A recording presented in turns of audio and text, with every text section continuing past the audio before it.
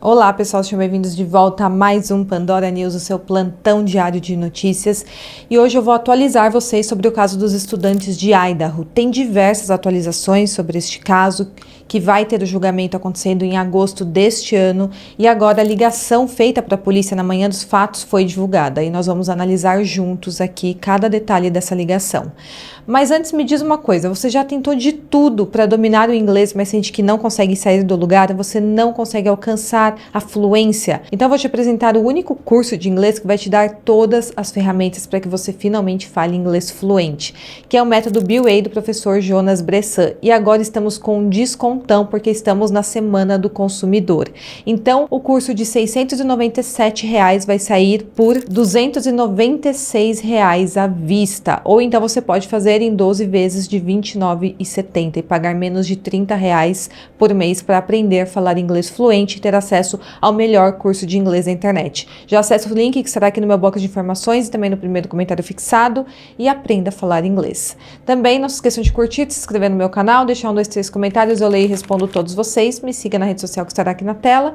E bora para o caso de hoje. Bom, em 13 de novembro de 2022, todos se lembram que na cidade de Moscow, no estado de Idaho, nos Estados Unidos, aconteceu um crime terrível. 4 jovens tiveram a vida tirada de maneira extremamente brutal em uma casa fora do campus da Universidade de Idaho.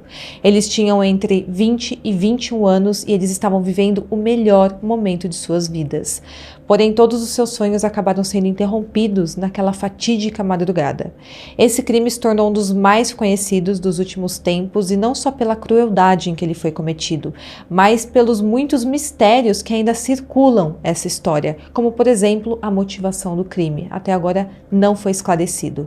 Atualmente temos um acusado, que é o Bryan Kohberger. Seu DNA foi encontrado na bainha da faca que ficou ali na cena do crime e, por isso, ele foi identificado como criminoso e está preso. Os promotores dizem que a equipe de defesa do Bryan argumentará no julgamento que outra pessoa poderia ter plantado aquela bainha com o DNA do Bryan Kohberger na casa, na cena do crime. Isso porque eles não conseguem contestar que de fato o DNA do Bryan Kohberger foi encontrado nessa bainha. A defesa não consegue contestar essa prova. Isso de fato foi comprovado através do exame de DNA. Então, como eles não conseguem negar que o DNA dele foi encontrado no botão daquela bainha de faca, eles vão alegar que a evidência foi plantada pelo verdadeiro criminoso para incriminar o Bryan. É uma saída aí para a defesa tentar inocentar o Bryan. E agora tem mais. A defesa está se valendo de uma descoberta muito importante para desacreditar o caso da promotoria.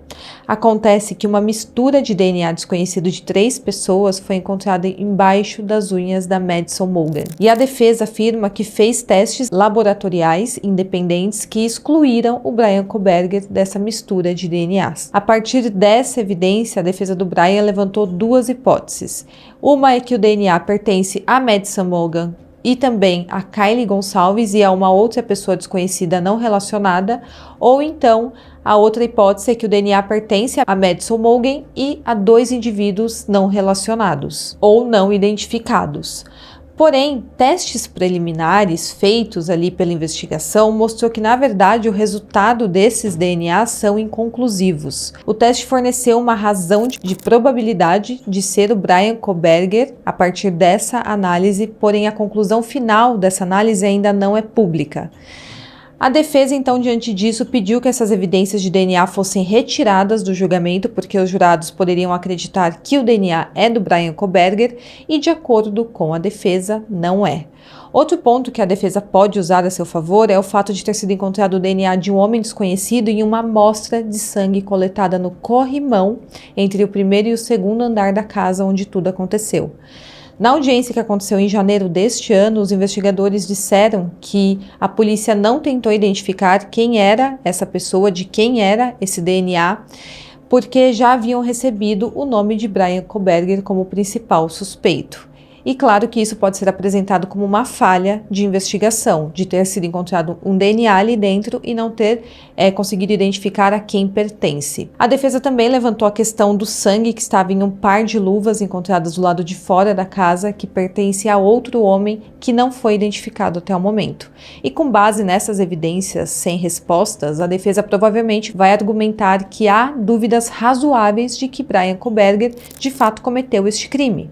E para provar essa dúvida razoável, a defesa vai argumentar que houve falhas muito grandes na investigação em não analisar todos os perfis de DNAs encontrados na cena do crime. Mas lembrando que aquela casa era a casa de estudantes de faculdade, e eles davam diversas festas ali dentro, então pode ter N DNAs ali dentro. E, de fato, infelizmente, a investigação não analisou esses DNAs encontrados ali logo após o crime. Bom, o julgamento do Bryan está marcado para começar no dia 11 de agosto de 2025 e vai durar mais de 3 meses, provavelmente. Eu vou fazer toda a cobertura aqui para vocês. E agora, a última notícia desse caso que eu trago para vocês é que foi divulgada a ligação que as 2 sobreviventes fizeram para a polícia naquela manhã. E uma das principais perguntas neste momento é por que demorou mais de 2 anos para essa tal ligação ser liberada. Mas agora foi e vamos analisar. Essa ligação dá uma nova perspectiva do que de fato aconteceu naquela manhã, quando as 2 colegas de quarto sobreviventes encontraram os corpos dos estudantes ali na casa. Esta ligação aconteceu no dia 13 de novembro, às 11h58 da manhã, e inicialmente foi reportado que tinha uma pessoa inconsciente na casa. Mas, na verdade, como todos sabem, Zena, Ethan, Madison Mogen e Kylie Gonçalves estavam sem vida. Eles tiveram a vida tirada nos quartos onde dormiam e foram mortos por faca.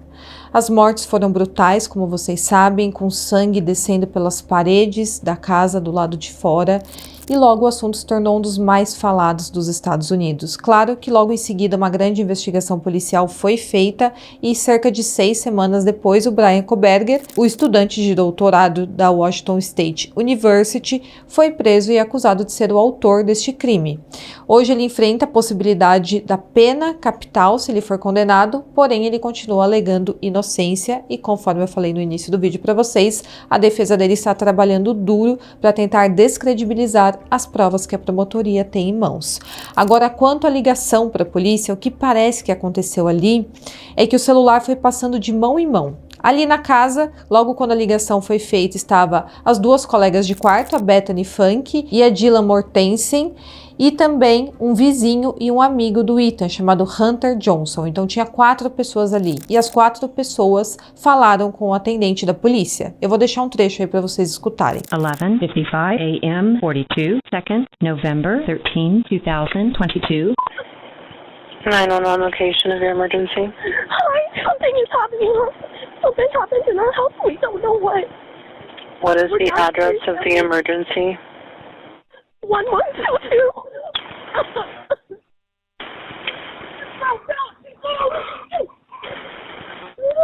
What is the rest of the address? Oh, Kings Road. Okay. And is that a house or an apartment? It's a house. Can you repeat the address to make sure that I have it right? I'll talk to you guys. We live at the White, so we're next to them. I need someone to repeat the address for verification. The address, 1122 King Road. And what's the phone number that you're calling from?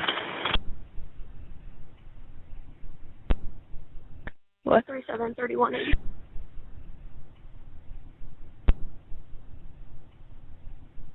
And tell me exactly what's going on.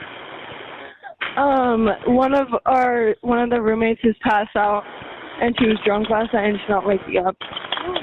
Okay. Oh, and they saw some man in their house last night. Yeah. Hi, this is. And are you with the patient? Okay, I need someone to keep the phone, stop passing it around. Can I just tell you what happened pretty much?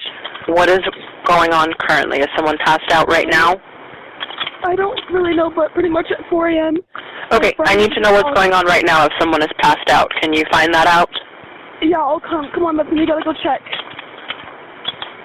But we have to.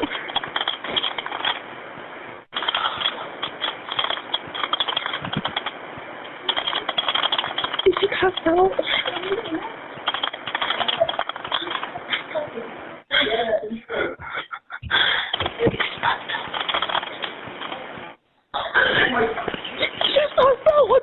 Dá pra ver que tem bastante barulho de fundo nessa gravação, porque eles estavam completamente desesperados e tentando entender o que havia acontecido lá dentro. Eles já sabiam que tinha algo de errado. E dá pra ouvir alguém dizendo de fundo no final o seguinte: eu preciso saber. E o Hunter, o amigo do Ethan, que foi até a casa naquela manhã, dá pra perceber que ele sobe até o segundo andar da casa e fica chamando pela Zena e pelo Ethan. Eu acredito que neste momento, até este momento, a porta do quarto ali do segundo andar, onde estava o Ethan e a Zena, estava fechada, porque se estivesse aberta, eles não teriam dúvidas do que havia ocorrido ali dentro. E parece que neste ponto eles ainda estão um pouco confusos. Parece que ele pode até estar batendo na porta enquanto está na ligação com o atendente e o Hunter continua dizendo: Zena, acorde. E a impressão que eu tenho é que eles entram no quarto em determinado momento e tentam acordar a Zena, e a atendente fala que precisa saber o que de fato está acontecendo ali na casa. E a Dylan, que é quem está no celular neste momento, fala que vai checar o que está acontecendo, e em determinado momento ela fala que a Zena não está acordando. E eu vou colocar também esse trecho aqui para vocês. Okay, I need to know what's going on right now if someone is passed out. Can you find that out? Yeah, I'll come. Come on, Bethany, we gotta go check. But we have to.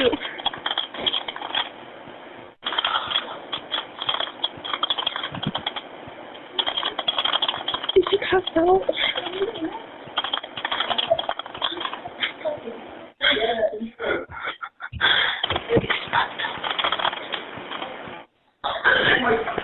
She's passed out. What's wrong? She's not waking up. Okay, one moment. I'm getting help started that way. Okay, thank you. What's wrong?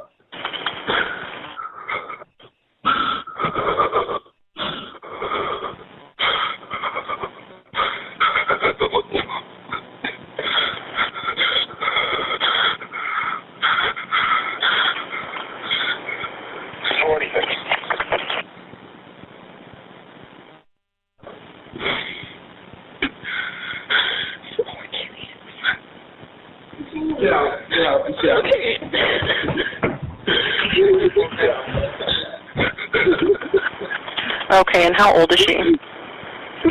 She's 20. Em determinado momento dessa ligação, parece que a Dylan até tenta falar que algo aconteceu às 4 horas da manhã para a atendente da polícia, mas ela acaba sendo interrompida, porque a atendente quer saber o que está acontecendo naquele momento, o que é completamente normal. Afinal, uma ligação para emergência, o atendente precisa saber se tem alguém em risco iminente ou o quanto aquilo é urgente, se tem alguém à beira da morte ou se já está morto. Então ela corta a Dylan e fala para ela falar o que está acontecendo naquele momento. O que aconteceu naquela madrugada seria esclarecido em um segundo momento diretamente com os policiais que iriam atender a ocorrência ou então com os investigadores.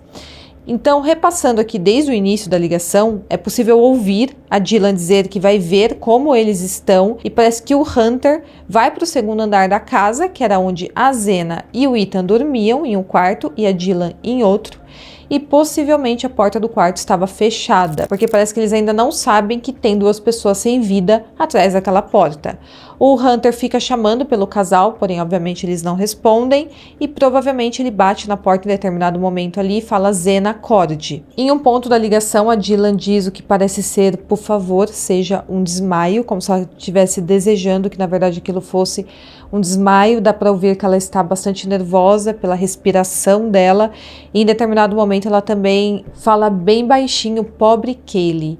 E o Hunter diz logo em seguida: saia, saia, vamos todos sair. E provavelmente neste ponto o Hunter abriu a porta e teve total ciência do que de fato havia ocorrido ali. E eu vou incluir mais um trecho aí para vocês escutarem.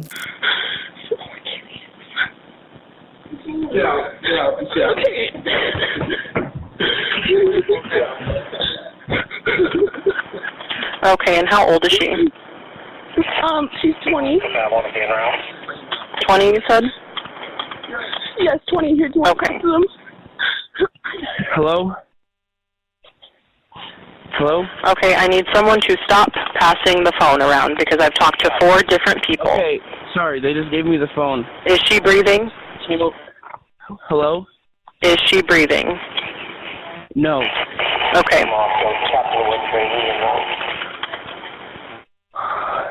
Bethany, or Dylan, I need you to talk to them, okay? I can't talk to them. I need you to talk to them. Okay. Hello. Okay. I have already sent the ambulance and law enforcement. Stay on the line. If there is a defibrillator available, send someone to get it now and tell me when you have it. Say that again. There's a police here right now. Okay. If there is a defibrillator available, send someone to get it now and tell me when you have it. We don't have one. I think yes. Do you have a defibrillator? Yes, we have one. Are you talking to the officer? Yes. Okay, I'm going to let you go since he's there with you and can help you. Okay, thank you. Bye. Okay. Já a Kaylee Gonçalves e a Madison Mogen estavam no terceiro andar, onde elas estavam dormindo naquela madrugada, e nessa altura elas também já estavam sem vida, mas pela ligação, para mim, pelo menos, não parece que eles sobem até o terceiro andar. Mas, estranhamente, a Dylan fala, pobre Kaylee. O pai da Kaylee, o Steve Gonçalves, deu uma entrevista após essa ligação ser divulgada e ele fala sobre os ataques que as colegas de quarto sobreviventes receberam depois que essa ligação foi divulgada, por pessoas acreditarem que elas tinham algo a ver com o crime e também pelo fato delas terem demorado para chamar a polícia. E também foi divulgado recentemente uma troca de mensagens entre a Dylan e a Bethany durante a madrugada. No começo tinha muitas dúvidas se as duas sobreviventes estavam acordadas no momento em que tudo aconteceu naquela madrugada, e aparentemente sim, elas estavam acordadas quando tudo aconteceu, tanto que elas trocaram mensagens de texto. A Dylan mandou uma mensagem falando ter visto um homem com máscara dentro da casa, e a Bethany parece ficar um tanto quanto incrédula. E aí, quando ela se convence que de fato aquilo estava acontecendo, ela fala para Dylan ir até o quarto dela correndo. Como eu falei para vocês, muitas pessoas desconfiaram das duas sobreviventes e a família Gonçalves prestou todo o apoio a elas. Eles publicaram o seguinte no Facebook recentemente, abre aspas, estamos juntos com todas as vítimas de Idaho, tanto aquelas que perdemos quanto aquelas que permaneceram para sempre marcadas por uma tragédia que nenhuma passagem do tempo jamais apagará. A ligação para a emergência não é um diálogo cuidadosamente ensaiado de uma história bem elaborada. Não é uma performance polida que você esperaria de um roteiro de Hollywood. É uma verdade nua e crua que nenhuma câmera poderia esperar capturar. Cada respiração, cada grito, cada tremor na voz revela uma realidade tão cruel, tão brutalmente honesta, que corta mais fundo do que qualquer coisa que a ficção pudesse descrever. Depois de ouvir aquela ligação, uma coisa é clara: Hunter, com sua resolução estoica e silenciosa, protegeu aquelas garotas de um pesadelo que ninguém deveria ser obrigado a testemunhar. Ele pisou no abismo, as protegendo dos horrores que o assombrarão para sempre. Por isso a família Gonçalves tem uma dívida com ele, que palavras não podem pagar. Se você está esperando uma conclusão cinematográfica, algo palatável, algo que oferece uma cláusula de encerramento, deixe-me dizer isso claro: o mundo real não opera em tais termos. O terror daquela noite não pode ser embalado de forma limpa, embrulhado em um laço ou destilado em uma narrativa simples e digerível. É feio, é doloroso, é o tipo de horror que te abala até o seu âmago mais profundo. Eles não eram adultos, eram crianças, ainda agarradas aos frágeis fios da inocência, quando o mundo foi violentamente arrancado delas em um instante. Para encerrar, vamos encarar a verdade incômoda. Se a ligação para a emergência tivesse sido feita no momento em que o acusado saiu daquela casa, não teria salvado ninguém, nada teria mudado, fecha aspas. Então, a família Gonçalves está completamente a favor das sobreviventes, eles não acreditam que elas têm alguma coisa a ver com este crime, e aparentemente, de fato, elas não têm, porque a investigação não colocou as duas como suspeitas, nem como acusadas. Então, parece que, de fato, elas apenas ficaram muito assustadas com o que estava acontecendo lá dentro e não conseguiram digerir até a manhã seguinte. E aquela impressão que eu tive, que foi o Hunter quem bateu na porta e abriu a porta do quarto onde estava o Ethan e a Zena, parece que realmente seria isso pelo pronunciamento da família Gonçalves,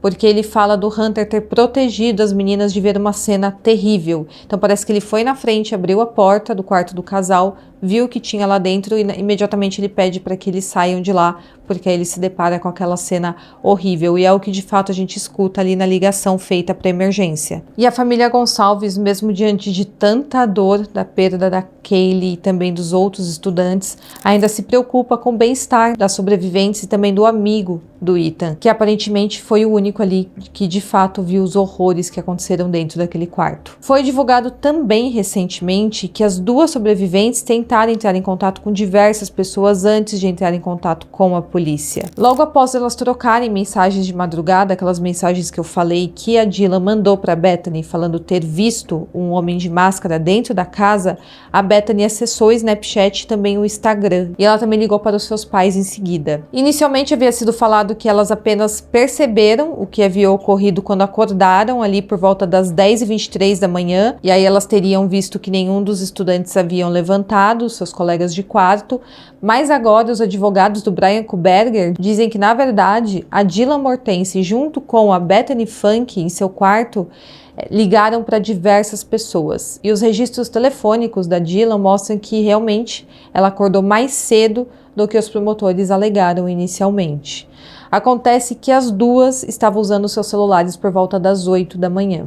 A Bethany ligou pela primeira vez para o seu pai às 7h30 da manhã, depois ela ligou para sua mãe, ligou para o namorado, trocou mensagens no Instagram, e a Dylan também ligou para diversas pessoas, e elas só foram ligar para a emergência às 11h56. Elas prestaram esclarecimentos para a polícia na época em que tudo aconteceu, elas foram investigadas, porém nada de suspeito foi encontrado em relação às duas sobreviventes. E agora, com essa ligação divulgada, finalmente a gente tem mais uma perspectiva do que aconteceu ali quando os corpos foram encontrados e por que não ficou claro logo de cara o que havia ocorrido ali dentro.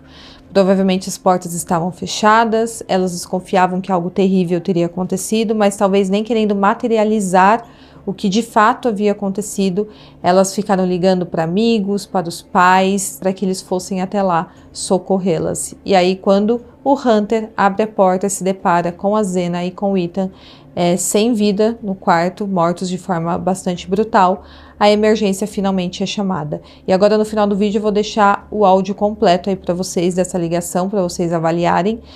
E é isso, espero muito que vocês tenham gostado e até o próximo vídeo. 911 location of your emergency. Something is happening. Something happened in our house. We don't know what. What is the address of the emergency? 1122.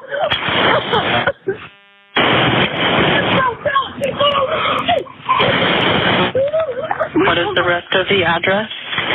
Oh, Kings Road. Okay. And is that a house or an apartment? It's a house. Can you repeat the address to make sure that I have it right? I'll talk to you guys. We live at the White, so we're next to them. I need someone to repeat the address for verification. The address, 1122 King Road. And what's the phone number that you're calling from?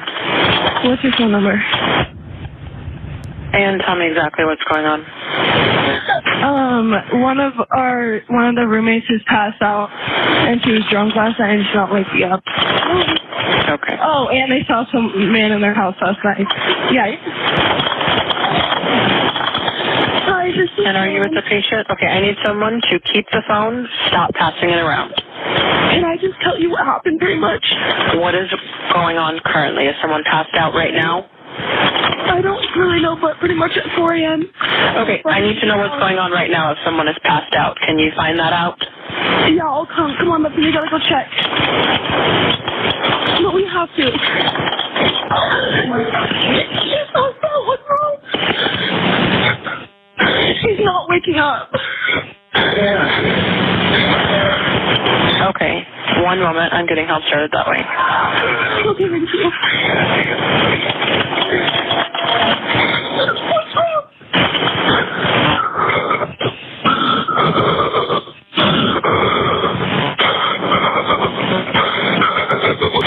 Okay, and how old is she? She's 20. 20, you said? Yes, 20. Here, do you want to Okay. talk to them? Hello? Hello? Okay, I need someone to stop passing the phone around because I've talked to 4 different people. Okay, sorry, they just gave me the phone. Is she breathing? Hello? Is she breathing? No. Okay. Do you have a defibrillator? Yep. Yes, we have one. Are you talking to the officer? Yes. Okay, I'm going to let you go since he's there with you and can help you. Okay, thank you. Bye. Okay.